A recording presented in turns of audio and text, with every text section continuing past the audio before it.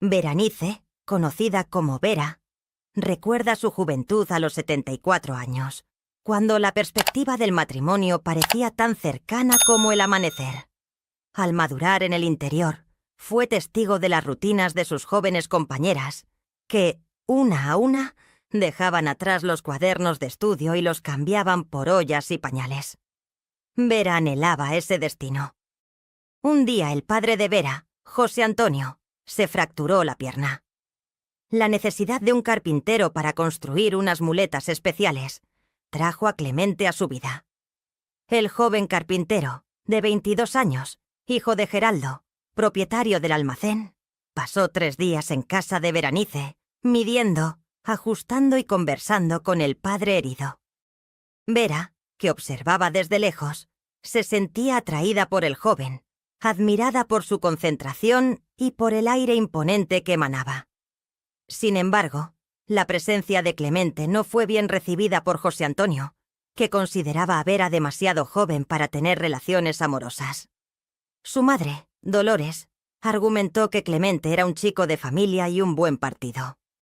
El noviazgo, como era costumbre en aquella época, se desarrollaba bajo la mirada de los padres y hermanos, lo que creaba un ambiente de supervisión constante.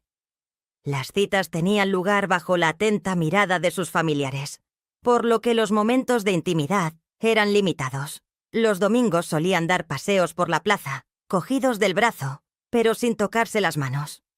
Las cartas de Clemente se escondían debajo del colchón, guardadas en un sobre azul, regalo de su 15 o cumpleaños. Clemente solía prometerle que construiría una casa pequeña pero acogedora para él y Berenice, lo que despertaba en Vera vislumbres de un futuro compartido. Sin embargo, este romance fue breve, limitado a solo 6 meses. La madre de Vera, Dolores, cosió meticulosamente su vestido de novia blanco, una prenda sencilla, pero adornada con delicados bordados hechos por las noches. Las hermanas menores de Vera también alimentaban sueños similares, escondiendo velos e idealizando sus propios momentos de felicidad. La expectativa de una nueva vida se cernía sobre Vera, consumiendo sus pensamientos y emociones. Una semana antes de la boda, una noticia inesperada trajo un cambio drástico en los planes.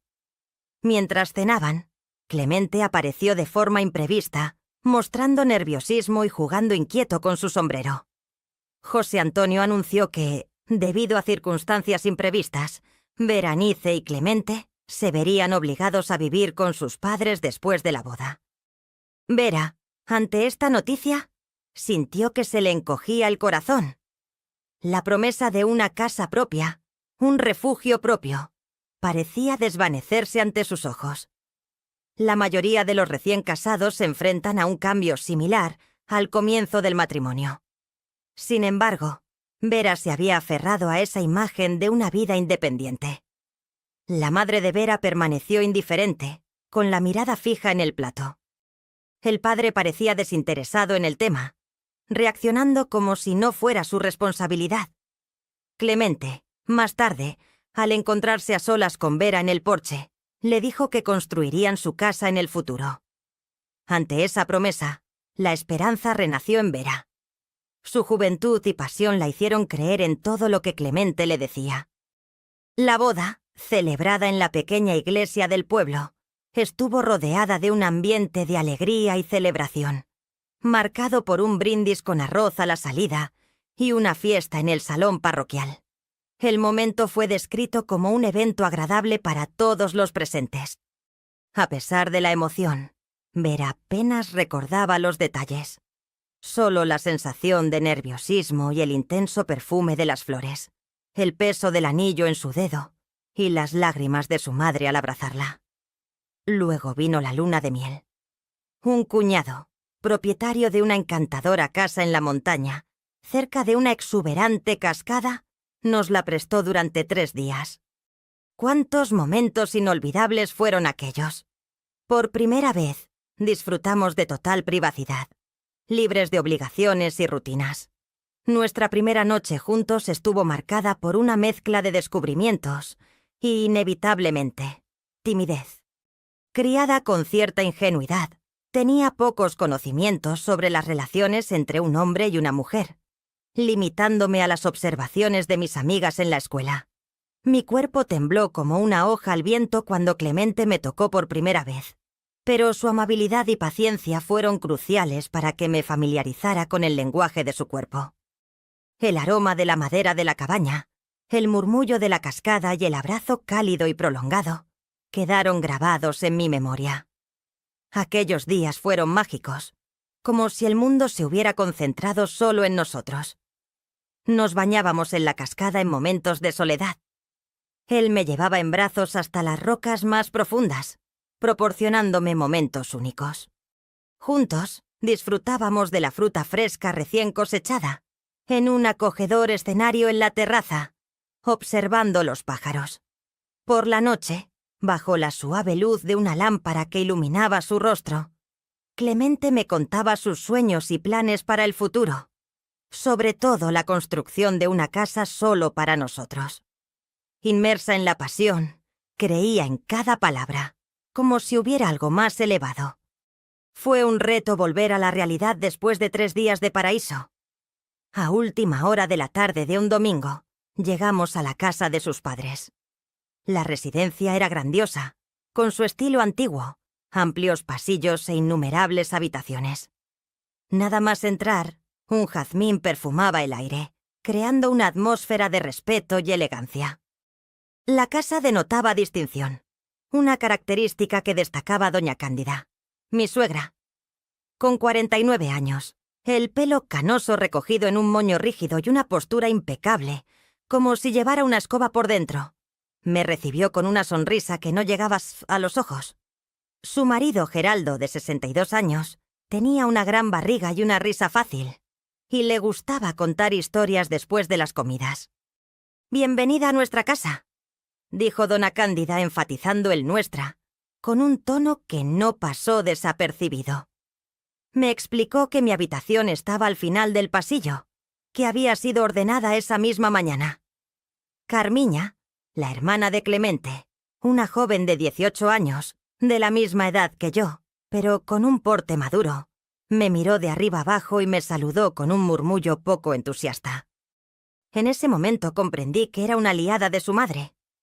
En aquella primera noche en casa de mis suegros, tumbada en una cama doble con sábanas almidonadas que me arañaban la piel, sentí todo el contraste con la libertad de los días anteriores. El tic-tac del reloj antiguo en el salón, el crujir del suelo y las voces apagadas que llegaban de otras habitaciones, contrastaban fuertemente con la paz de la cabaña en la montaña. A pesar de cumplir con las normas del entorno, no sentía el mismo calor y libertad de aquellas ocasiones anteriores. Apenas podía suspirar por vergüenza de que nos oyeran. Clemente se durmió rápidamente, cansado del viaje, y tal vez aliviado por estar de vuelta en su entorno familiar. Pasé horas despierta, comparando aquellas paredes desconocidas con la acogedora cabaña de la montaña, con un nudo en la garganta y la convicción creciendo dentro de mí. Aquella no era mi casa. A la mañana siguiente me desperté con el fuerte aroma del café recién hecho. A diferencia del café de mi madre, era más amargo, casi quemado. Esto presagiaba las muchas extrañezas que vendrían por delante. Me vestí apresuradamente, ansiosa por no empezar el día con mal pie.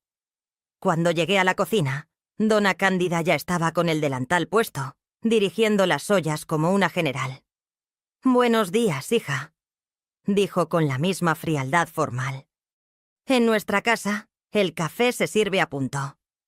A las 7 de la mañana, el desayuno era crucial, y yo ansiaba una comida satisfactoria. Ese fue el primero de muchos incidentes en mi nuevo hogar, cada uno un pequeño recordatorio de mi condición de extranjera, de intrusa que necesitaba adaptarse.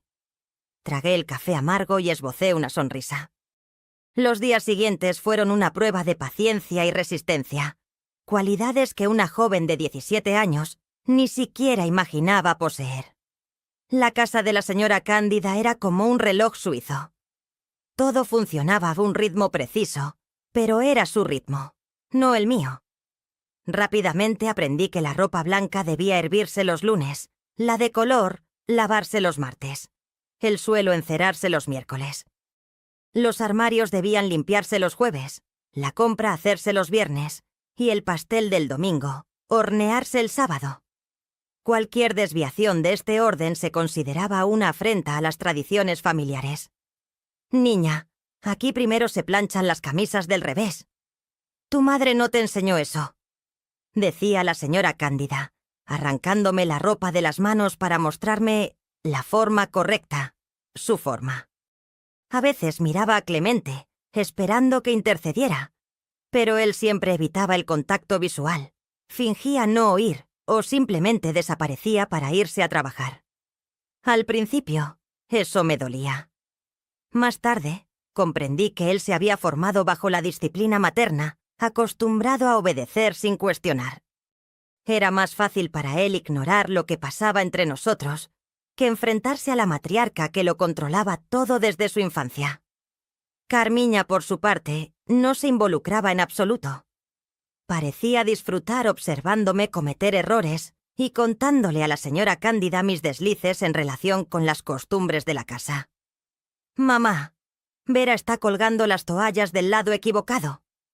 Mamá, Vera ha puesto demasiado azúcar en el café de papá». Como dos gallinas en el mismo gallinero, vivíamos compitiendo por el espacio y la atención. Las noches eran los momentos más difíciles. Durante el día, las tareas domésticas me mantenían ocupada, incluso bajo la constante vigilancia de mi suegra.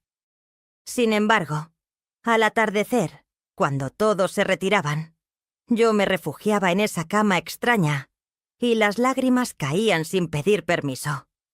Lloraba en silencio, con la cara hacia la pared, para que Clemente no me viera. Él siempre se dormía rápido. Después de la intimidad física, mientras yo permanecía despierta, sumida en pensamientos sobre mi casa, el cariño de mi madre, la libertad que valoraba sin saberlo, escribía cartas a mi madre. Cartas que nunca llegarían a su destino. En el papel expresaba todo lo que no podía decir en voz alta. Las pequeñas humillaciones, la soledad, el miedo a no adaptarme nunca. Luego, rompía los trozos en pedazos minúsculos y los tiraba a la basura. Me avergonzaba que alguien descubriera que mi matrimonio no era el cuento de hadas que había imaginado. Al final de la primera semana, decidí preparar algo especial para la cena. Mi madre me había enseñado a hacer pollo a la cazadora con quimbombó y angu, un plato que era una verdadera oración en forma de comida. Pensé que sería una forma de demostrar mi valía, de ganarme un lugar de respeto en esa casa. Pasé todo el día preparándolo todo con mucho cariño, mientras la señora Cándida estaba en casa de una amiga. Cuando volvió y percibió el aroma de la cocina, fue como si un huracán hubiera entrado por la puerta. ¿Quién te ha dado permiso para tocar mis pollos? ¿Y qué es este desperdicio de quimbombó? En mi casa, el quimbombó se guarda para el almuerzo del domingo. Solo quería hacer algo diferente, señora Cándida. Intenté explicarle, pero mi voz se fue apagando ante su autoridad. Una furia creciente se apoderó de la mujer que tenía delante. Una sensación extraña. Llevo 30 años preparando las comidas para esta familia y ahora aparece una jovencita, recién salida de la infancia, para enseñarme a cocinar. Fue en ese momento cuando Geraldo, que normalmente se mantenía al margen de nuestras disputas, sorprendió a todos. «Por el amor de Dios, mujer, deja que la niña cocine. Ese aroma me está haciendo la boca agua», exclamó. Doña Cándida miró a su marido como si le hubiera salido una segunda cabeza. Por un instante, pensé que iba a explotar, pero entonces, en un gesto que me aterrorizó más que me tranquilizó, se quitó el delantal, lo tiró sobre la mesa y declaró: «Muy bien. A ver si les gusta más su comida que la mía. Hoy no voy a cocinar». Y salió de la cocina con la dignidad de una reina destronada. La cena transcurrió en silencio y tensión. Clemente comía sin levantar la vista del plato. Carmiña solo pinchaba la comida con el tenedor. Geraldo, pobre hombre, Intentaba amenizar el ambiente, elogiando cada bocado. «Está delicioso, nena. Hacía tiempo que no comía un pollo tan tierno», dijo. Sin embargo, el silencio de Dona Cándida, sentada al final de la mesa, sin tocar la comida, pesaba más que cualquier palabra. En ese momento, mientras lavaba los platos sola, comprendí algo crucial. Esa casa tenía reglas estrictas, y cualquier cambio representaría un enfrentamiento. La pregunta era, ¿qué enfrentamientos valdrían la pena?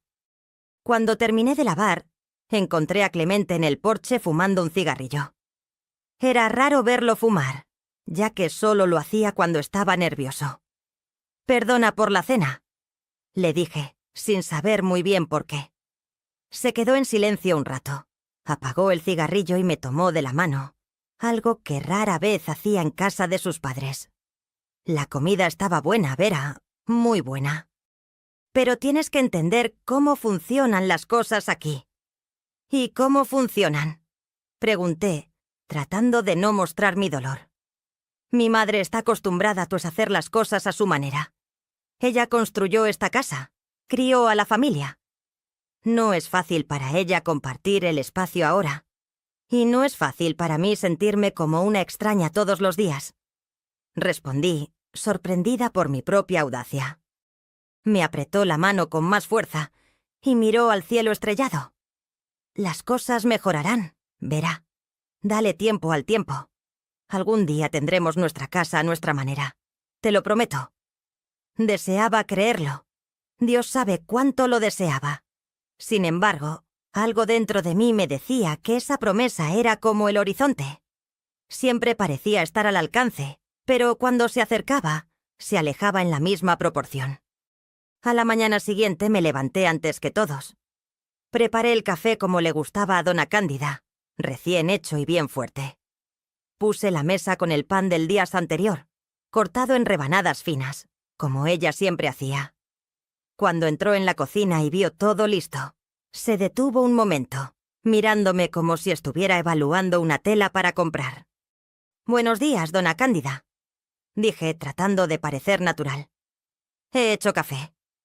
Ella examinó la mesa, tomó una taza, probó el café y sin sonreír, pero tampoco con la hostilidad del día anterior, dijo: «El café está bueno, pero la próxima vez pon menos café molido. Así gastas menos y rinde más». No era un cumplido, ni una aceptación total, pero era un comienzo. Y en ese momento supe que sobreviviría allí. No sería fácil, ni bonito, pero encontraría la manera. Después de casi un mes viviendo en esa casa, mis suegros y mi familia finalmente vinieron a visitarme. Era domingo, el día en que la señora Cándida permitía las visitas después de la misa. Recuerdo ver a mi madre y a mi padre llegar por el camino del jardín, seguidos por mis hermanos menores. Mi corazón casi se me sale del pecho de tanta nostalgia. «Trajimos pastel de maíz», dijo mi madre, entregándole un paquete aún caliente a Dona Cándida.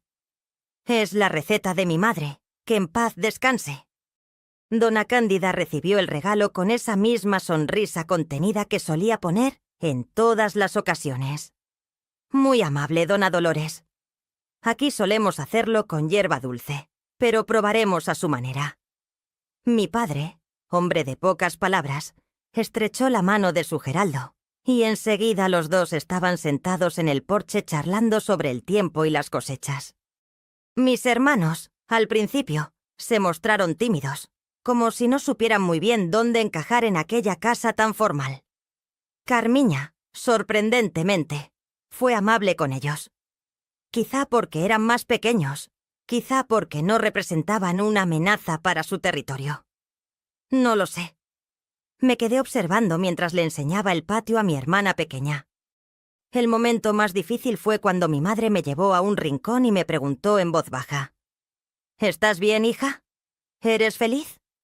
Quería tanto poder decirle la verdad y contarle las noches llorando, las críticas constantes, la soledad. Pero la miré y no me atreví. ¿Qué derecho tenía yo a cargarle mis penas a ella, que ya llevaba tantas? Me estoy adaptando, mamá. Clemente es bueno conmigo. No era mentira. Es bueno a su manera. Pero no era lo suficientemente fuerte como para protegerme de su madre. Pero eso no se lo diría. Si necesitas algo, hija mía, solo tienes que mandarme un mensaje. La casa de tu madre siempre estará abierta. Esas palabras, saber que tenía un lugar al que volver si algo salía mal, me dieron más fuerza de la que ella podía imaginar. El resto de la visita pasó muy rápido. Sé que mi madre se dio cuenta de cosas que no dije, pero ella tiene ese don. Lo vi en sus ojos cuando se despidió. Estaba preocupada, pero también vio orgullo, porque en aquella época una mujer casada tenía que aguantar lo que viniera. Así era. La separación era una palabra prohibida en una familia decente. Cuando se marcharon, me quedé en la puerta, mirando hasta que la última señal desapareció en la curva del camino. Sentí una presencia detrás de mí y me volví, esperando ver a Clemente. Era Dona Cándida. «Tu madre parece buena persona», me dijo en un tono que aún no le había oído. «Lo es», respondí simplemente. El pastel estaba bueno, diferente, pero bueno. Fue casi un milagro escuchar eso por un instante, único y breve. Sentí que tal vez algún día podríamos entendernos. Poco después de cumplir 4 meses de casada, empecé a sospechar. Mi menstruación, que siempre llegaba tan puntual como el pago del almacén del señor Geraldo, no apareció. Al principio pensé que era el nerviosismo de la adaptación, las noches de insomnio, la nostalgia de mi casa. Pero cuando cumplieron 6 semanas de retraso y las náuseas comenzaron a despertarme todas las mañanas, ya no había forma de escapar de la verdad. Estaba esperando un hijo. En aquella época, estar embarazada era a la vez una bendición y una carga. Una bendición porque tener un hijo era lo que se esperaba de toda mujer casada. Era casi una obligación, una prueba de que el matrimonio funcionaba. Una carga porque nos convertíamos en una especie de territorio público, donde todo el mundo creía que podía dar opiniones, tocar. Una noche, cuando Clemente llegó temprano de la carpintería, le conté que estaba embarazada. Se quedó mirándome durante lo que me pareció una eternidad y luego sonrió ampliamente, iluminando la habitación. «¿Estás segura, Vera?», me preguntó. «Sí», respondí. «Es el 2.º mes que no me viene y tengo náuseas constantes». Se arrodilló frente a mí, con la cabeza apoyada en mi vientre, aún liso como siempre. Sentí sus lágrimas mojar mi vestido y por un instante pensé que todo estaría bien, que ese bebé nos uniría de una manera que ni siquiera la señora Cándida podría separar. «Voy a ser padre», susurró. «Para ti y para él. Voy a ser padre». Acordamos contárselo a sus padres durante la cena. Clemente pensaba que yo debía dar la noticia, que era mi derecho, pero yo estaba muy nerviosa. Le pedí que lo hiciera él. Fue uno de los pocos momentos en los que vi a Clemente enfrentarse a su madre, con los ojos brillantes de una felicidad que ni siquiera ella podía empañar. «Mamá, papá, Vera está esperando un hijo. Vamos a tener un bebé», anunció Clemente. Su Geraldo vino aquí a abrazarme, con los ojos llorosos, al igual que los de su hijo. Carmiña soltó un grito de entusiasmo. La perspectiva de ser tía pareció suavizar un poco la situación, pero la reacción de doña Cándida quedó grabada en mi memoria. No sonrió, no me abrazó. Solo se enderezó en la silla, se ajustó el mantel y dijo con su voz implacable: «Ya era hora. Ahora tendremos que cuidar bien este embarazo. Estas chicas de hoy en día no saben lo que es llevar un hijo como es debido». Así comenzó el acoso. De repente me convertí en un jarrón precioso, pero un jarrón sin poder elegir dónde colocarse ni qué flores llevar. Doña Cándida tomó el control de mi embarazo, como si el bebé fuera suyo y no mío. «No, hija, no puedes comer eso. Es malo para el bebé. No puedes levantar peso. Vas a perder al niño. No puedes salir al aire libre. Te resfriarás. No puedes dormir boca abajo. Le harás daño al bebé. No puedes tomar café. El niño nacerá nervioso. Era una lista interminable de «no puedes» que me mareaba. Crecí viendo a mi madre y a mis tías embarazadas trabajando en el campo hasta «no puedes» que me mareaba. Crecí viendo a mi madre y a mis tías embarazadas trabajando en el campo hasta el parto, sin todas esas restricciones. En casa de la señora Cándida, el embarazo era casi una enfermedad que necesitaba un curandero las 24 horas del día. Lo peor eran las infusiones. Parecía tener una infusión diferente cada día, con olores a hierbas que nunca había visto antes. Tómatelo todo, niña. Este es para formar los huesos del bebé. Este es para que no te salgan estrías. Este es para que el parto sea rápido.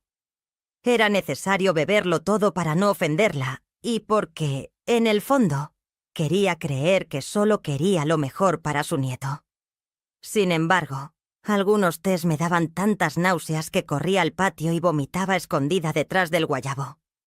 A los 3 meses, mi barriga ya empezaba a notarse, un montoncito redondo que acariciaba. El bebé era mi secreto, mi tesoro, lo único que era realmente mío en esa casa. Por la noche, cuando todos dormían, hablaba con él en mis pensamientos, le contaba historias y le prometía días mejores. Fue en esa época cuando empecé a escuchar las conversaciones de la señora Cándida con sus amigas. Hablaban de mí como si no estuviera allí, o como si no pudiera entender lo que decían.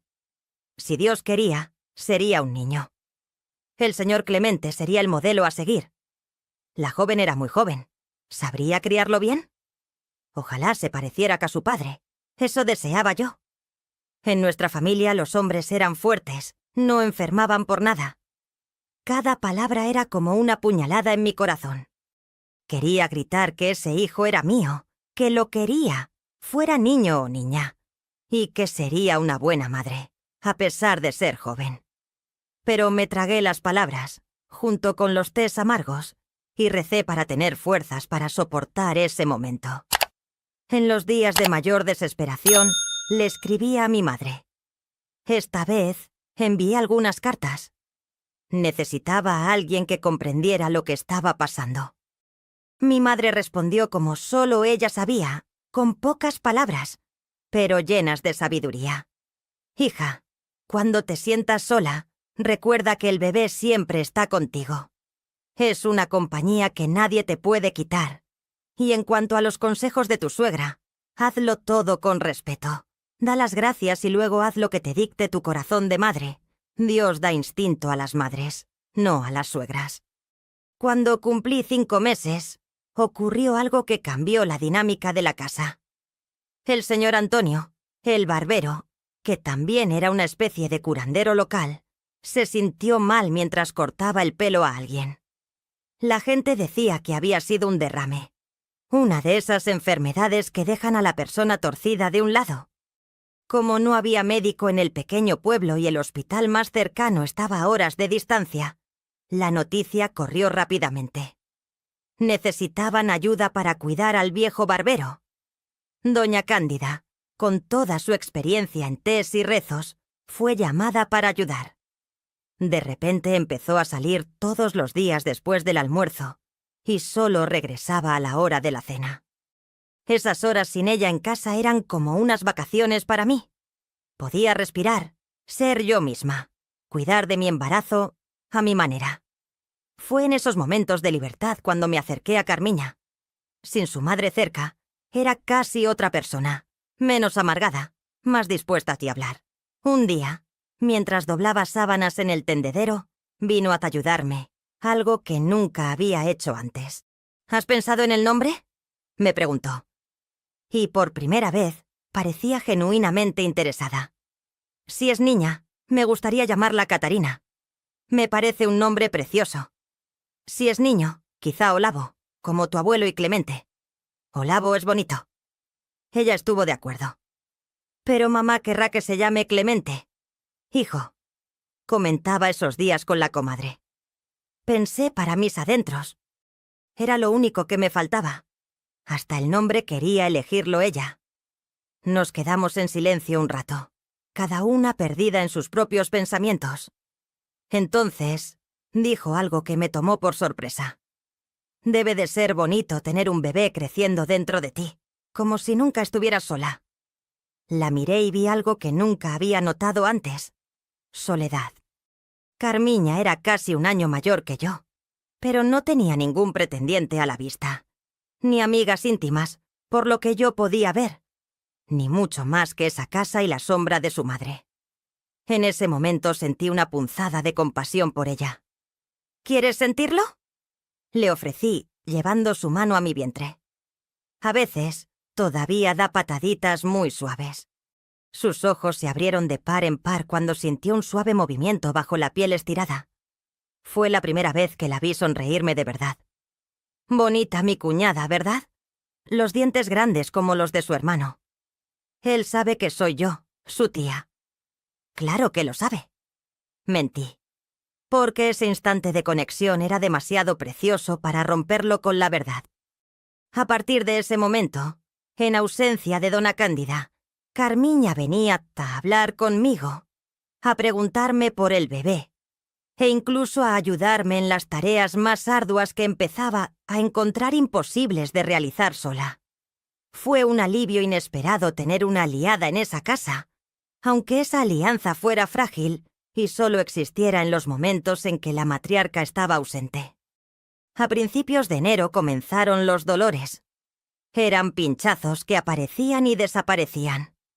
Estaba barriendo el patio cuando sentí un apretón intenso que me hizo soltar la escoba en el suelo. Carmiña fue la primera en verme encorvada, con la mano sobre el vientre. «Vera, ¿es el niño?», preguntó con los ojos muy abiertos. Ni tuve tiempo de responder adecuadamente. Rápidamente la casa se convirtió en un hervidero. Todos estaban en casa aquella tarde de sábado. Doña Cándida tomó el mando como si hubiera estado esperando ese momento toda su vida. Ordenó que calentaran agua y encargó la tarea a Carmiña. Mandó a Geraldo a llamar a la comadre Jurazi para que ayudara, y a Clemente, su marido, simplemente le ordenó que se quedara en la sala y rezara. El pobre Clemente, pálido como la cera de una vela, ni siquiera se quejó. Me llevaron a nuestra habitación y allí comenzó la lucha. Pasé todo el día en la cama, con dolores intermitentes. Llegó la comadre Jurazi. Era partera, una señora mayor que dona Cándida, con las manos callosas por la experiencia de traer niños al mundo. «Es el primero. ¿Tarda mucho?», dijo, mientras dona Cándida preparaba los paños debajo de mí. Fue la primera vez que vi sudar a mi suegra. Se quitó el moño apretado, se ató un pañuelo en la cabeza y se arremangó.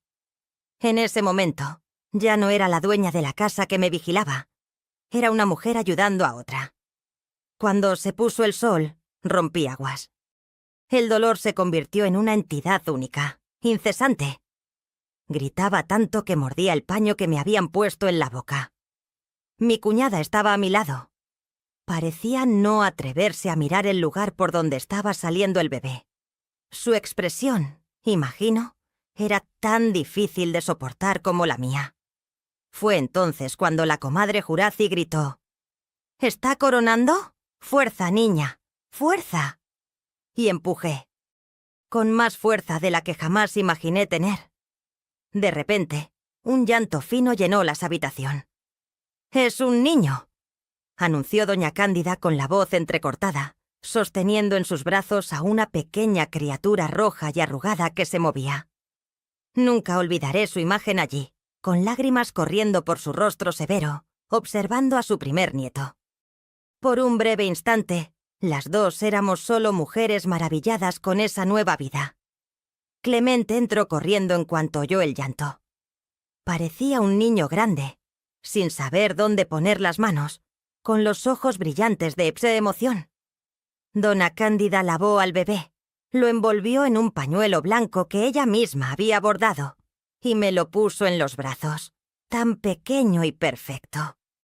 Los deditos finos, las uñas largas y el pelo negro y mojado, igual que el de su padre. Miré al ser que tenía en brazos y sentí algo extraño en el pecho, un amor que ni siquiera sabía que existía. «¿Cómo vas a llamar al Clementiño?», preguntó doña Cándida mientras arreglaba las sábanas de la cama. Sorprendida, levanté la vista hacia ella. Ya tenía el nombre perfecto en mente.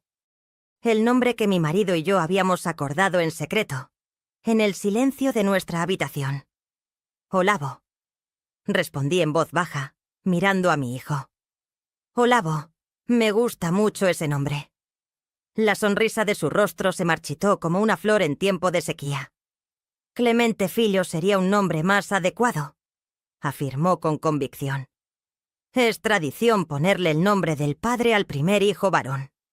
En ese instante miré a Clemente, esperando su apoyo. Él se quedó dividido entre su madre y su esposa, sin saber por qué lado inclinarse.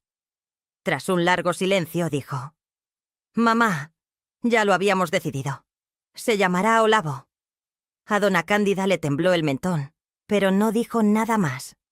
Salió de la habitación con paso firme, dejando un aire frío en el ambiente. La comadrona Shurach fingió no haber visto nada, ocupada en recoger los paños sucios. Clemente, después de admirar un poco más a su hijo, anunció que llevaría la noticia a mi familia. «Iré a casa de tus padres, Vera. Necesitan saber que son la voz de la familia». Sentí que se me calentaba el corazón al saber que, aunque estaba cansado, haría ese camino solo para avisar a mi gente. Olavo dormía en mi pecho, sin saber del alboroto que había causado su nombre. Al día siguiente, oí voces animadas que se acercaban. Eran mi madre, mi padre y mis hermanos, todos juntos para conocer al nuevo miembro de la familia. Mi madre entró en la habitación con los ojos llenos de lágrimas. «Hija mía, soy abuela», dijo, abrazándome con cuidado para no hacer daño al pequeño. «Déjame ver esta bendición de Dios». Al poner a Olavo en sus brazos, vi las manos que me criaron ahora sosteniendo a mi hijo. Mi padre se quedó en la puerta, secándose una lágrima oculta con la manga de la camisa. Luego tomó a su nieto en brazos. Le hablábamos, pero apenas respondía. Creo que estaba a punto de llorar y se avergonzaba. Mis hermanos se estiraban para ver a su sobrino. «Es igualito a Clemente», dijo mi madre, examinando el carita del bebé. «Pero tiene la nariz de nuestra familia», añadió mi padre, orgulloso. Doña Cándida apareció en la puerta, un poco incómoda. Mi madre, siempre más diplomática que yo, se levantó y fue a abrazarla. «Comadre, ahora somos la voz del mismo niño», dijo mi madre, con su delicadeza habitual. «Que Dios bendiga a nuestro nieto». Percibí una pequeña sonrisa en el rostro de doña Cándida, que rápidamente volvió a adoptar su postura habitual. Ofreció café a todos e invitó a pasar al salón.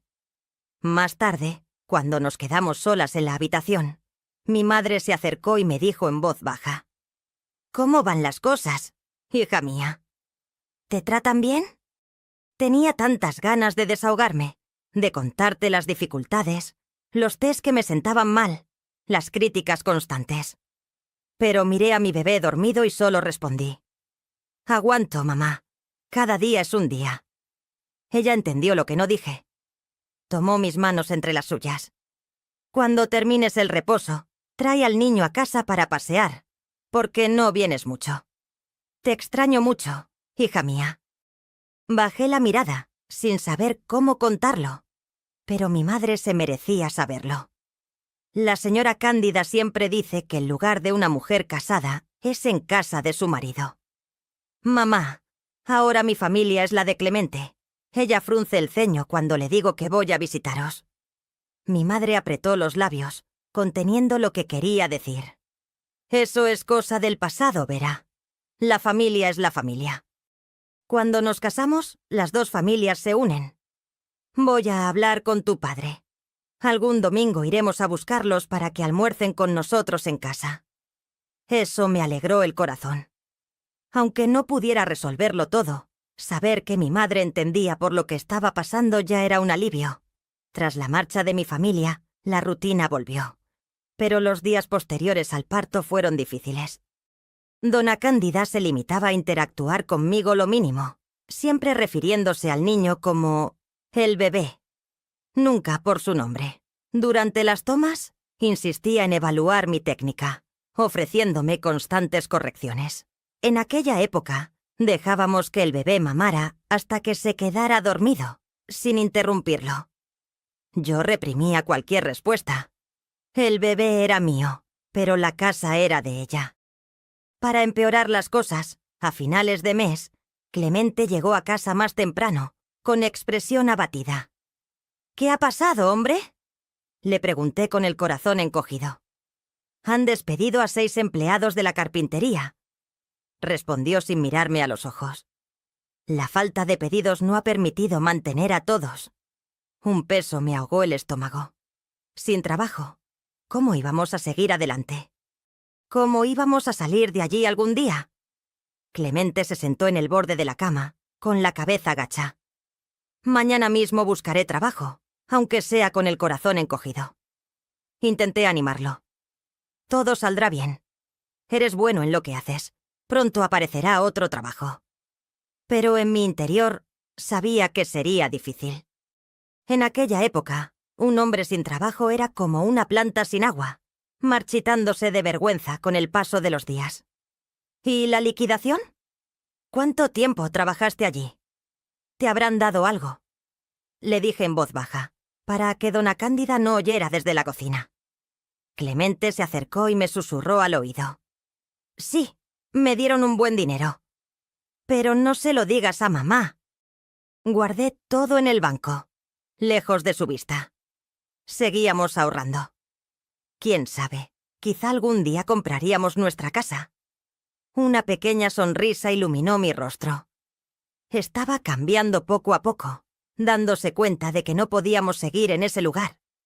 Pero la sonrisa desapareció rápidamente al ver a doña Cándida en la puerta. «Mañana mismo buscaré trabajo», dijo Clemente en voz alta. «Quizás en la ciudad haya más oportunidades». Aunque me sentía aliviada por haber compartido el secreto, intenté parecer preocupada. «Todo saldrá bien. Eres bueno en lo que haces. Pronto encontrarás otro trabajo». Al enterarse de la noticia, doña Cándida reaccionó como si ya lo esperara. «Puedes quedarte aquí todo el tiempo que necesites, hijo mío.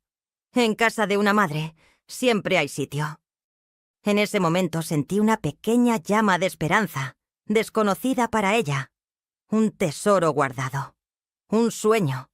Nuestra propia casa. Olavo y yo seguíamos bajo sus órdenes, mientras Clemente salía todos los días en busca de trabajo, volviendo cada vez más abatido. Fue en esa época cuando Carmiña empezó a salir con un chico de la ciudad vecina, hijo del dueño de la farmacia. De repente, Dona Cándida tenía otra preocupación. «Carmiña, ¿ese vestido no es adecuado para recibir visitas?». O «Carmiña, vamos a hacer un pastel para que lo pruebe Augusto». Mi cuñada, que siempre había sido la sombra de su madre, ahora vivía con las mejillas rojas, suspirando en los rincones. Con la atención de mi suegra centrada en su hija, pude respirar un poco. Empecé a crear mi propio ritmo con Olavo. Teníamos nuestros momentos, nuestras canciones, nuestra forma de hacer las cosas, y el niño crecía guapo. A los 5 meses, ya se sentaba solo y reía a carcajadas al ver llegar a su padre. Una tarde de domingo, mientras tendía la ropa en el patio con Olavo jugando en una cesta, Carmiña vino a ayudarme. Estaba diferente, más mujer, menos niña. «Creo que Augusto va a pedirte que te cases pronto», me dijo en secreto. «Ya ha hablado con 4007». Carmiña expresó gran entusiasmo por Clemente. Su afecto era evidente. Se alegró de la distancia de la farmacia, evitando convivir con su suegra. Las dos, cómplices, compartían un sentimiento secreto. La llegada de Clemente, con un porte más seguro y confiado, fue una sorpresa. Su abrazo, algo inusual, revelaba un cambio significativo. Vera, la protagonista, consiguió un trabajo en la carpintería de Joaquim, en la ciudad vecina. El sueldo era mejor y las perspectivas de crecimiento prometedoras. Sin embargo, el miedo a la distancia la asustaba. Clemente, sin embargo, la tranquilizó diciéndole que el viaje diario en autobús o transporte compartido sería factible. La posibilidad de tener pronto un hogar propio, cerca del lugar de trabajo, encendió una llama de esperanza. Sin embargo, las innumerables decepciones anteriores y los sueños rotos alimentaban las dudas. La perseverancia y el ascenso profesional de Clemente, que se ganó la confianza de su jefe, trajeron estabilidad financiera. Empezaron a ahorrar, casi sin que se diera cuenta su suegra, doña Cándida, dedicada a los preparativos de la boda de Carmiña. 10 meses después del nacimiento de Olavo, Clemente regresó con una noticia transformadora. Había alquilado una casita amarilla, cerca de la plaza y del trabajo. La decisión, entre la alegría y la inseguridad, suscitó dudas sobre la capacidad de mantener un hogar propio, con la incertidumbre del empleo. Sin embargo, el orgullo y la esperanza en la mirada de Clemente fueron suficientes para que Vera no arruinara el momento, abrazándolo con fuerza, inundada de alegría y esperanza renovada. Sin embargo, la revelación a la señora Cándida fue más difícil de lo esperado. Al enterarse de la nueva residencia, la señora Cándida expresó su desconfianza en la capacidad de la pareja para mantenerse. Clemente defendió el lugar, cercano al trabajo, justificando el ahorro en transporte. La responsabilidad familiar era el motor de sus decisiones. La postura asertiva de Clemente sorprendió incluso a su padre, quien, por primera vez, animó la iniciativa de la joven familia. El apoyo del suegro contribuyó a fortalecer la relación. La mudanza tuvo lugar un domingo, con pocos bienes, ropa, platos y la cama de matrimonio que les había regalado la suegra, y la cama del hijo, fruto del trabajo de Clemente. La casita, pequeña, con un dormitorio, salón, cocina, baño y un patio, representaba un hogar.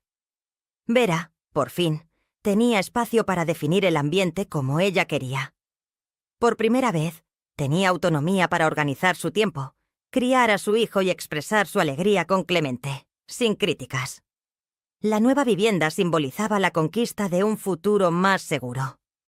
Era como si hubiera vivido años encerrada en un vestido ajustado y de repente pudiera respirar profundamente. El primer día, estábamos tan agotados por la mudanza que nos acostamos y dormimos como troncos. Sin embargo, al día siguiente, después de que Olavo se durmió, se me ocurrió una idea y empecé a desfilar en camisón por la casa, sintiéndome dueña de mí misma. 44-46. No había otra opción. Clemente no me perdonó mi ausencia. Me abrazó allí mismo, en nuestro salón, ambos sin aliento por el deseo que sentíamos el uno por el otro, después de tanto tiempo temiendo las críticas de los vecinos. Cuando terminó, aún sonreía de lado. Si hubiera sabido que sería así, habría alquilado esta casa antes. 45-10. Me reí tanto que casi desperté al niño. Era una pasión contenida. Clemente también había cambiado. Lejos de su madre, se había vuelto más decidido. Un hombre. Trabajaba duro, llegaba cansado, pero siempre con una sonrisa en la cara al verme esperándolo en la puerta. Sin embargo, el miedo no me abandonaba. ¿Y si también perdía ese trabajo? ¿Y si teníamos que volver a la casa de dona Cándida, avergonzados? La idea me provocaba un nudo en el estómago. 45-40. Fue una tarde, mientras arreglaba una camisa de Clemente, cuando se me ocurrió una idea. Siempre me había gustado coser. Lo aprendí de mi madre desde pequeña. Clemente, después de que Olavo se durmió, me dijo: «Estoy pensando que si me compraras una máquina de coser, creo que podría ayudar con los gastos». Me miró con curiosidad. 46-5. ¿Cómo? ¿Cosiendo para la gente? Para complementar tu sueldo y que nunca Marte en voz baja, por miedo a herirlo. Pero, para mi sorpresa, Clemente sonrió y me tomó de la mano. Mañana mismo voy a ver cuánto cuesta una máquina de coser usada. Al mes siguiente, ya tenía mi máquina. 4627. No era una Singer, pero funcionaba bien. Puse un cartel en la puerta de casa. Costura y arreglos. Al principio acudía poca gente, pero pronto las mujeres del barrio empezaron a traer vestidos para arreglar, pantalones para hacer dobladillos, cortinas para coser. De repente, ya no era solo la esposa de Clemente o la madre de Olavo. Era la costurera Vera. Tenía mi propio dinero, que guardaba en un tarro de cristal en el armario. Era poco, pero me daba una seguridad que nunca había sentido antes. La vida empezó a tomar un rumbo diferente. Visitaba más a mi familia y ellos pasaban más tiempo en nuestra casa. Olavo ya tenía casi 2 años cuando descubrí que estaba embarazada de nuevo. Esta vez, sin los test de Dona Cándida, sin las críticas, sin el miedo constante a equivocarme. Va a ser una niña, le decía a Clemente, para completar nuestra familia. Y así fue. Eulia nació en una cálida tarde de marzo, con la ayuda de una comadrona del pueblo. Esta vez, sabía lo que me esperaba. No tenía tanto miedo. Clemente estuvo a mi lado todo el tiempo, sosteniéndome la mano. Durante el embarazo, visité a mi suegra algunas veces, y otras, Clemente y Olavo, fueron a visitarla solos. Ella no venía a nuestra casa, pero cuando nació Eulia, Dona Cándida vino a visitarnos una semana después del parto. Pensé que encontraría a la misma mujer autoritaria de siempre, pero el tiempo también la había cambiado. Quizás la soledad después de que Carmiña se casó y se fue. Quizás la edad, no lo sé. Entró en mi casa con aire de pedir algo. Con cierta timidez, casi vacilante, Netiña preguntó si podía ver a su abuela. Olavo, corriendo hacia Dona Cándida, le entregó a Lalia en brazos a su abuela, observándola con atención. Dona Cándida miró a Netiña con una mirada que, cuando vio a Olavo por primera vez, la emocionó. «Se parece a ti», dijo, con una voz más suave que nunca le había oído. «Tan encantadora». En los meses siguientes, para mi sorpresa, Dona Cándida comenzó a visitar nuestra casa con más frecuencia. A veces traía un pastel, otras veces solo venía a sentarse y observar a los niños jugar. Yo era más tolerante con mi suegra, pero, obviamente, eso se debía al hecho de que no vivíamos juntas. Cuando Eulala cumplió 3 años, Clemente llegó a casa con los ojos brillando de forma diferente. «Vera, ¿te acuerdas de ese terreno cerca del campo de fútbol? ¿El que vendía el señor Jorge?» «Sí, me acuerdo», respondí sin entender a dónde quería llegar. «Pasé por allí hoy. Ha bajado el precio y, con el dinero que hemos ahorrado y la paga extra que me han dado en la carpintería», dijo haciendo una pausa y sonriendo como un niño. «Creo que podemos comprarlo, Vera. No la casa ahora, pero el terreno sí. Luego la construiremos poco a poco». Mi corazón se aceleró. Un terreno nuestro, el comienzo de nuestra propia casa, por fin. ¿Estás seguro, Clemente? ¿No nos faltará dinero para el resto del mes? Ya lo he calculado todo. Si tú sigues con la costura y yo hago algunas horas extras, lo conseguiremos. Esa noche apenas pudimos dormir, haciendo planes. El fin de semana fuimos a ver el terreno. Era grande y llano. Firmamos los papeles con una sonrisa de oreja a oreja. En los meses siguientes juntamos cada centavo. Ahorramos en todo. Incluso corté el pelo a los niños en casa. Construir la casa fue otra historia. Empezamos por lo básico. Una habitación grande que serviría de salón y dormitorio, más un baño y una pequeña cocina. Clemente trabajaba en la obra los fines de semana, junto con algunos amigos de la carpintería que venían a ayudar a cambio de comida y la promesa de ayuda cuando la necesitaran. Siempre que podía, iba allí para seguir la construcción de las paredes, ladrillo a ladrillo. A veces, cuando nadie miraba, pasaba la mano por la superficie rugosa, sin poder creer que aquello fuera a ser nuestro hogar. Después de casi 2 años de privaciones, ahorrando cada centavo, nos mudamos.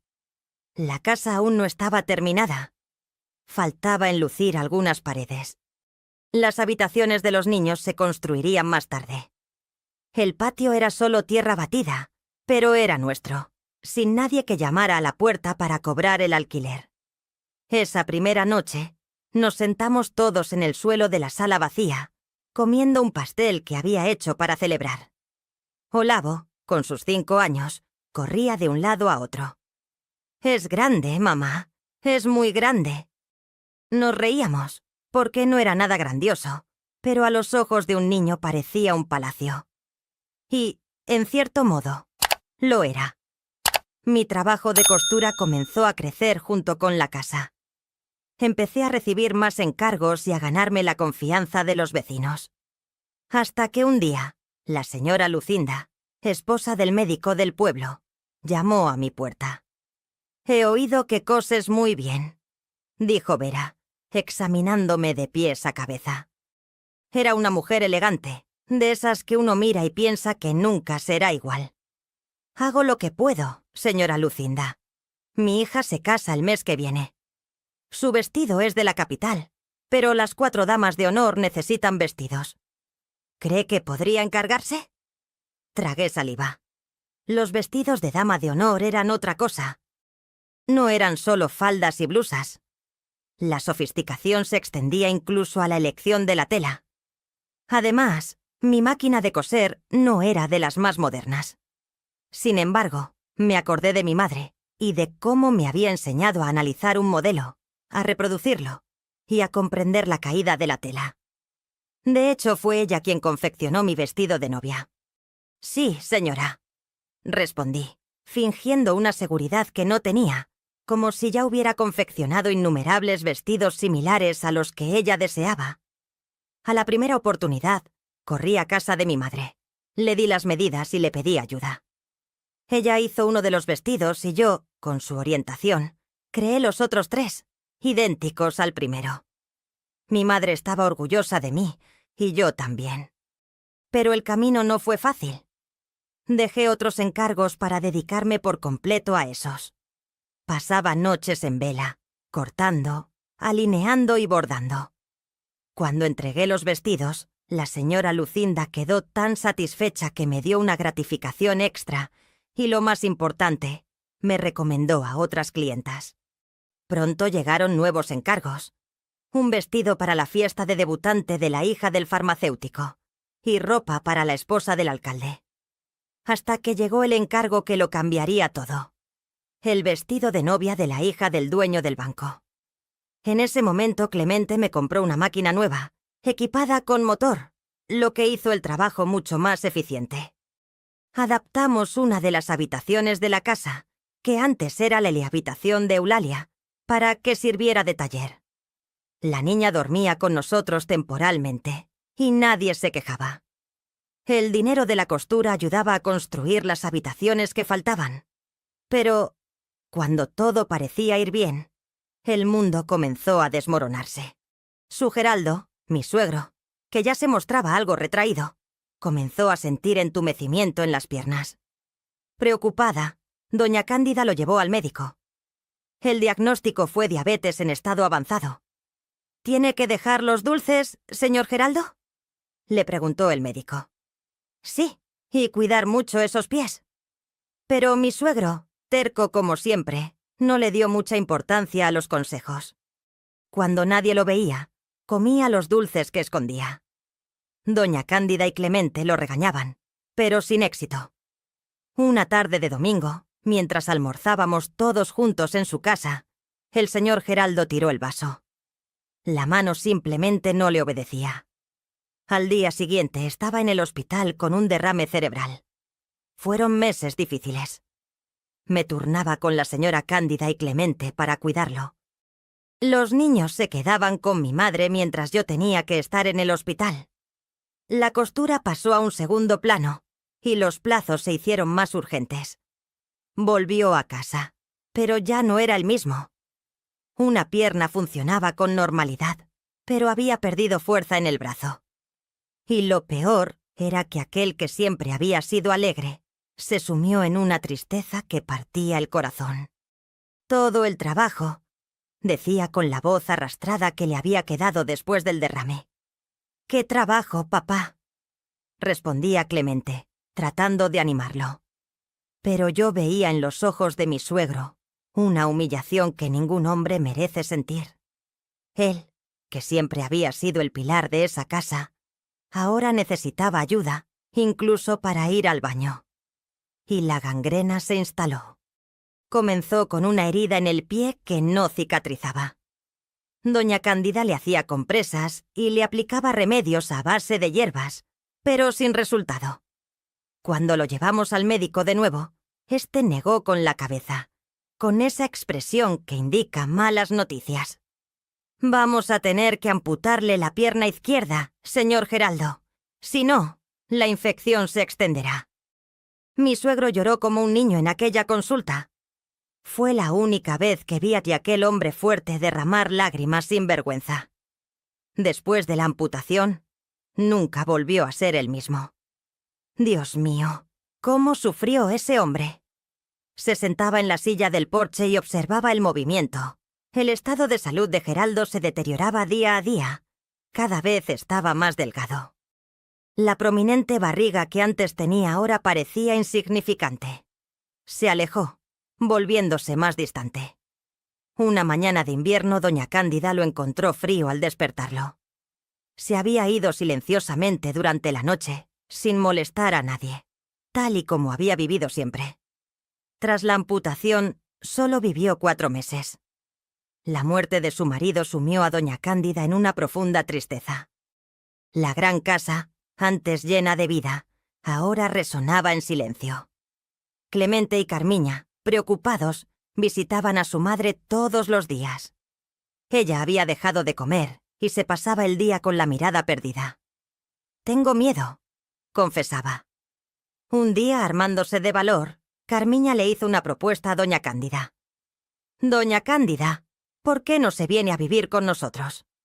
Puede alquilar su casa, ganar un dinero extra y no estar sola». Esperaba resistencia y orgullo, pero la respuesta fue sorprendente. Doña Cándida simplemente levantó los ojos, que parecían haber perdido su brillo. «No quiero ser una carga, hija mía». Era la primera vez que la llamaba así. «Hija mía», sin el tono formal de antaño. «¿Qué carga? ¿Qué nada? A Olavo y Eula les encantará tener a la abuela cerca». La decisión de acoger a doña Cándida en casa fue algo inesperado. La casa de la familia, construida ladrillo a ladrillo, era insignificante en comparación con la grandiosidad de la mansión de doña Cándida. Carmiña tuvo que renunciar a su rincón de costura, un espacio especial creado por Clemente, con una mesita bajo la ventana, que recibía la luz de la mañana. Luliña, por desgracia, volvió a quedarse sin habitación. Carmiña prometió que su padre construiría una nueva habitación en cuanto las finanzas lo permitieran. La mansión de doña Cándida, con sus techos altos y su suelo que crujía, fue alquilada al nuevo gerente del banco, un joven de la capital, muy engreído. La idea de volver a esa casa, por muy grande y bonita que fuera, nunca se le pasó por la cabeza a Carmiña. 2 motivos muy importantes pesaban como el plomo. El primero, que ya conocía bien. Aquellas paredes guardaban cada lágrima que había tragado en silencio. El segundo era que cada rincón le recordaba a su difunto marido, Geraldo. Ese peso era inconmensurable. Al principio, pensó que sería difícil convivir con doña Cándida y que la relación familiar volvería a ser conflictiva. Sin embargo, doña Cándida había cambiado. Se había vuelto más suave, tranquila y con una paciencia infinita con sus nietos, algo que nunca había demostrado con su propio hijo. Todos los días le pedían: «Abuela, cuéntanos un cuento». Y allí estaba doña Cándida, contando viejas historias de su infancia, historias que Carmiña nunca había escuchado antes. Una noche, después de que los niños se durmieron, Carmiña estaba cosiendo un vestido. Doña Cándida observaba sus manos trabajando en silencio. Carmiña nunca había aprendido a coser bien. Doña Cándida recordó: mi madre intentó enseñarme, pero yo no tenía paciencia. Y después de casarme, mi suegra pensaba que yo no hacía nada bien. Así que lo dejé. Eso tomó a Carmiña por sorpresa. Carmiña nunca había imaginado que doña Cándida admitiría no saber hacer algo. «Nunca es tarde para aprender», dijo Carmiña, ofreciéndole un trozo de tela. Sonrió, pero rechazó el ofrecimiento. «Estas manos viejas ya no sirven para nada». Hizo una larga pausa antes de continuar. «Sabes, Vera, solo quería que Clemente tuviera una buena vida». Quizás había exagerado en su forma de cuidar. Tras la muerte de Geraldiño, tenía miedo de perder también a Clemente. Geraldiño.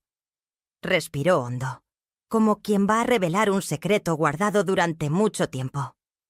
El hermano de Clemente era gemelo idéntico. Cuando tenían 4 años, contrajeron sarampión. Geraldiño no resistió, pero Clemente sobrevivió por milagro. Ambos estuvieron hospitalizados durante un tiempo. El médico había dicho que la situación era delicada, cuestión de horas, tal vez. Un hijo se había ido y el otro permanecía. Mi marido, al igual que su padre, era un hombre dedicado a su hijo. Siguiendo la tradición familiar, le pusimos a uno de los niños el nombre de su abuelo y de su padre. Quizás por eso nunca pude lidiar con Clementiño. Siempre tuve miedo de perderlo también. Me quedé sin reacción. Clemente nunca había mencionado a un hermano. No se acordaba. Ella habló como si leyera mis pensamientos. Era muy pequeño, y nunca hablamos de eso. Era algo demasiado doloroso. Siempre intenté controlarlo todo. Después de lo ocurrido, el miedo a perder al hijo que me quedaba me consumió, y acabé ahogándolo con mis preocupaciones. Esa noche comprendí a doña Cándida como nunca antes. Me emocioné, porque nunca hubiera imaginado que me confiaría el secreto que solo compartía con su marido. No era solo una suegra difícil, sino una madre marcada por el dolor de perder a un hijo, que buscaba proteger al otro de la única manera que sabía. También entendí el motivo de su insistencia en que su hijo se llamara Clemente. Cuando nació, ella ansiaba mantener viva la tradición familiar rota por la muerte de Geraldiño. Esa noche, le conté a Clemente sobre el hermano que no recordaba. Él se quedó en silencio durante un largo rato. Luego, con la voz entrecortada, preguntó: ¿será por eso que a veces sueño que estoy hablando conmigo mismo? A la mañana siguiente, entré en su habitación llevándole el café. Era la primera vez que lo hacía por voluntad propia, no por obligación. ¿Ha dormido bien?, le pregunté, colocando la taza en la mesita. Ella me miró sorprendida, como si no entendiera ese gesto. ¿He dormido? Sí, gracias, Vera. Quedamos en un silencio extraño, cargado de cosas no dichas. Entonces, me armé de valor. ¿Tiene alguna foto de él? ¿De Geraldiño? Sus ojos se llenaron de lágrimas al instante. Pensé que había dicho algo malo, que se cerraría como una ostra. Pero, para mi sorpresa, se levantó y se acercó a la maleta que había traído, la misma que permanecía medio escondida debajo de la cama. «Solo tengo 2», dijo, rebuscando en el fondo de la maleta, y sacó una caja. En aquella época, había pocas fotografías. Esta fue tomada cuando eran bebés, un mes antes de la tragedia. Me entregó un pequeño retrato, un poco amarillento. 2 niños idénticos, con trajes de marinero, mirando seriamente a la cámara. Si no fuera por la pequeña marca de nacimiento en el cuello de Clemente, sería imposible distinguirlos. Eran tan parecidos que a veces incluso yo los confundía. Ella sonrió tristemente. Geraldiño era más travieso, más juguetón. Clemente siempre fue más tranquilo, pero con su propia personalidad. Geraldiño había heredado la alegría de su padre y su abuelo. Le devolví la foto llorando. Al darme cuenta del cuidado con el que la guardaba, como si fuera el tesoro más preciado, comprendí su pérdida. ¿Era tan alegre? Dona Cándida dijo, tocando la foto con la punta de los dedos. Se despertaba cantando. Me quedé callada, dejándola seguir a su ritmo. Sacó de la caja una camisa blanca bordada pues a mano. También había un mechón de pelo sujeto con una cinta azul. Era la última ropa que se había puesto antes de enfermar. Lo dijo, y pude ver que le costaba hablar de ello. Lo guardé sin lavar, pero ya no huele a él. Apretó la tela contra su rostro y lloró. No era un llanto contenido, de quien se avergüenza de las lágrimas. Un llanto convulsivo, un antiguo tormento que finalmente encontró alivio tras décadas de contención. Por primera vez en mi vida, abracé a mi suegra. Sentí la fragilidad de sus huesos bajo mis brazos, los sollozos sacudiendo su cuerpo, que siempre me había parecido tan fuerte e impasible. Entonces comprendí que era solo una mujer, como yo, cargando un dolor que, gracias a Dios, yo solo podía imaginar. Esa noche llamamos a Clemente para que viera la caja. Observó cada objeto con una expresión singular, como si estuviera contemplando algo familiar y al mismo tiempo totalmente nuevo. ¿Se llamaba Geraldo?, preguntó sosteniendo la foto de los dos bebés. Geraldo, como su abuelo y su padre, respondió dona Cándida. Pero nosotros le llamábamos Geraldiño, para diferenciarlo. Y tú serías Clemente. Un nuevo nombre en la familia. Ella sonrió entre lágrimas. Sí, respondían cuando los llamaba por su nombre, aunque eran muy pequeños. Vi a Clemente respirar hondo, fijando la mirada en aquel niño idéntico a él en la foto. Me acuerdo, dijo de repente. No me acuerdo exactamente de él, pero recuerdo que no estaba solo. Recuerdo sentir que faltaba algo después, como si me hubieran arrancado un pedazo de mí. Dona Cándida volvió a llorar. Perdóname, hijo mío, dijo entre sollozos.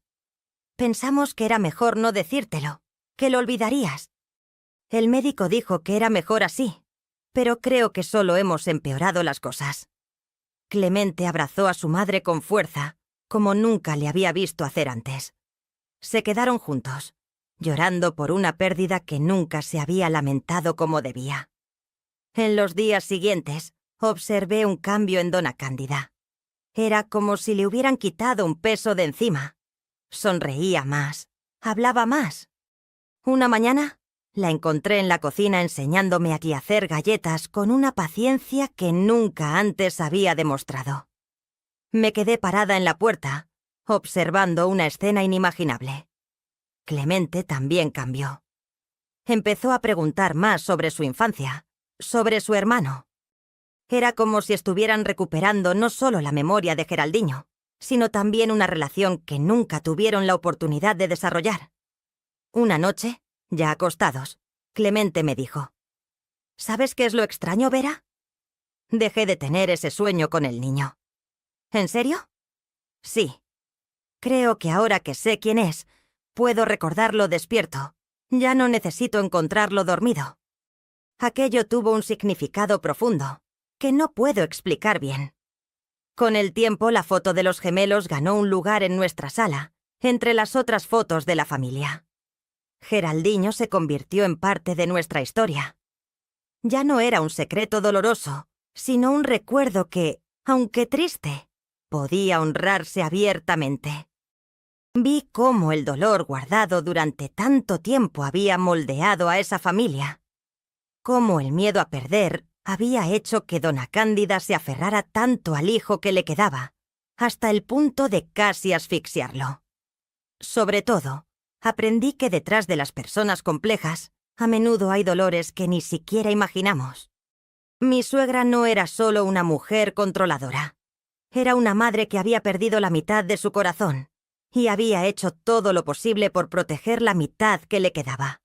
Ahora entiendo por qué deseaba tanto que mi hijo se llamara Clemente Filho. Cuando nació, no era solo terquedad, sino el deseo de mantener viva una tradición rota con la muerte de Geraldiño. Hoy, mirando atrás, a mis 74 años, veo cómo se desarrolla la vida. Aquella joven de 17 años que soñaba con el matrimonio. Nunca hubiera imaginado todo lo que llegaría a experimentar. Con el paso de los años, nuestra familia creció más allá de lo esperado. Después de Olavo y Eula, Dios nos concedió otra hija, nuestra Benjamina, Catarina. Al descubrir el tercer embarazo, Clemente y yo acordamos que, si era niño, lo llamaríamos Geraldo, en honor a su hermanito y a mi suegro.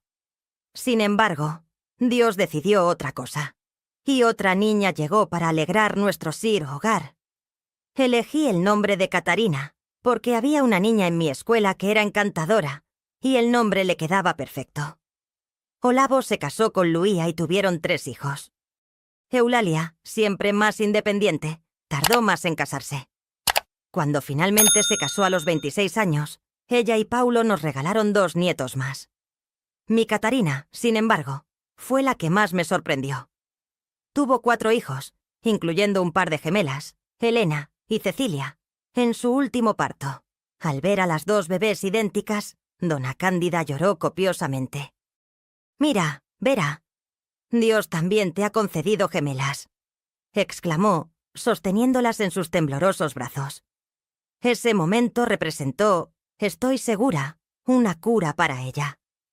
Dona Cándida vivió con nosotros durante casi 3 décadas. Después de superar la pérdida de su marido y abrir su corazón sobre Geraldinho, se transformó. Sus nietos la adoraban. Conoció a sus bisnietos y demostró una paciencia que nunca había mostrado con sus propios hijos. Falleció a los 86 años.